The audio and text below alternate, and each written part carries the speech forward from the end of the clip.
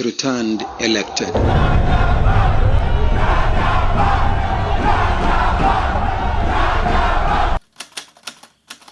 Hit the ground running.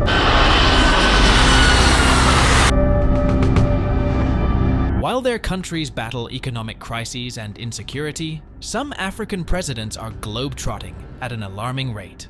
Leaders like Nigeria's Bola Tinubu and Kenya's William Ruto are spending millions on frequent trips abroad. But are these travels really benefiting their people?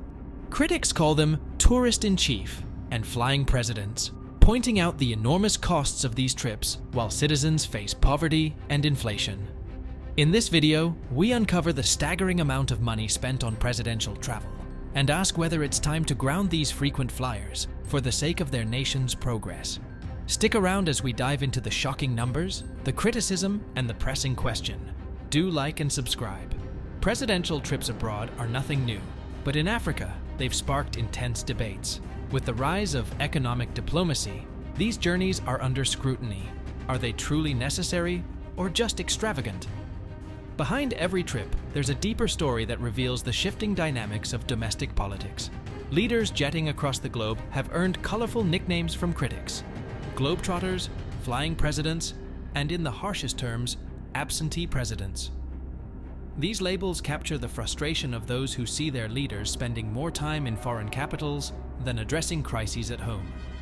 While necessary to some extent, critics argue that many of these trips offer little value to struggling nations.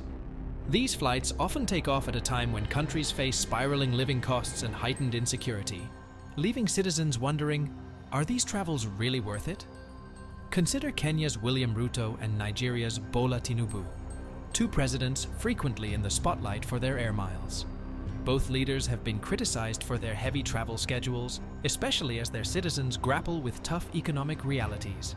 Ruto, for instance, was dubbed the flying president by a Kenyan newspaper, which questioned his enthusiasm for foreign trips amid mounting domestic issues. In Nigeria, opposition leader Atiku Abubakar called out Tinubu as a tourist-in-chief, blasting his frequent European getaways while the country drowns in insecurity. Of course, not all travel criticism is fair. Heads of state must attend high-level meetings and broker crucial diplomatic and economic deals. Still, some wonder if certain trips are more for personal glory than national benefit, pointing to the late Tanzanian president John Magufuli, who famously never traveled outside Africa during his 6-year tenure.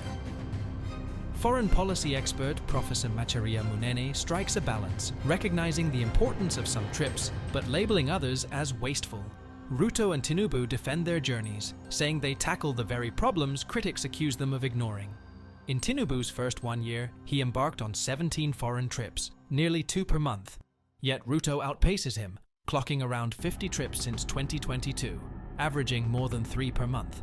The question of necessity lingers as their travel bills pile up. Ruto's predecessor, Uhuru Kenyatta, made fewer trips, averaging just over 1 a month, and Nigeria's previous president, Muhammadu Buhari, had a similar record. Still, the frequency of trips does not always correlate with days spent abroad, raising further scrutiny over their true purpose. In late 2023, both leaders found themselves in Europe, Ruto attending the Italy-Africa summit, and Tinubu making yet another unexplained private visit to France. Tinubu's trips, while frequent, are framed as efforts to attract investment. His office asserts that every trip signals Nigeria's openness for business, with Tinubu personally telling investors that Nigeria is ready and open. Ruto's travel schedule has been even more relentless. Since his inauguration in 2022, he's been on the move at least twice a month, traveling to Africa, Europe, and the US for global events. In early 2024 alone, he has already visited Japan, the UAE, Uganda, and the Democratic Republic of Congo. But it's not just about how often they travel, it's about the cost. Tinubu's foreign and domestic travels in his first 6 months exceeded the budget by 36%, amounting to over $2 million.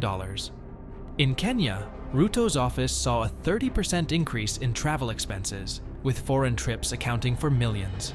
Both leaders justify these costs by pointing to the benefits. Tinubu claims his travels are vital for securing foreign investments, while Ruto argues his trips have created thousands of jobs for Kenyans abroad and secured billions in deals, including a recent $2.3 billion package after a trip to Japan. Faced with growing criticism, both governments have taken steps to curb the spending of their officials. Kenya slashed the civil service travel budget by 50%, though this hasn't slowed the president's own flights. Similarly, Tinubu reduced his official delegation by 60%, though there's been no sign of him scaling back his trips. The controversy isn't confined to Kenya and Nigeria. In the Democratic Republic of Congo, President Felix Tshisekedi faced criticism for his frequent trips during last year's election campaign. In Malawi, President Lazarus Chakwera suspended all international travel due to the country's economic woes. Even Tanzania's President Samia Suluhu Hassan, who succeeded John Magufuli, has been busy on the international stage, making numerous trips since taking office. The following is a list of international presidential trips made by Samia Suluhu since assuming office.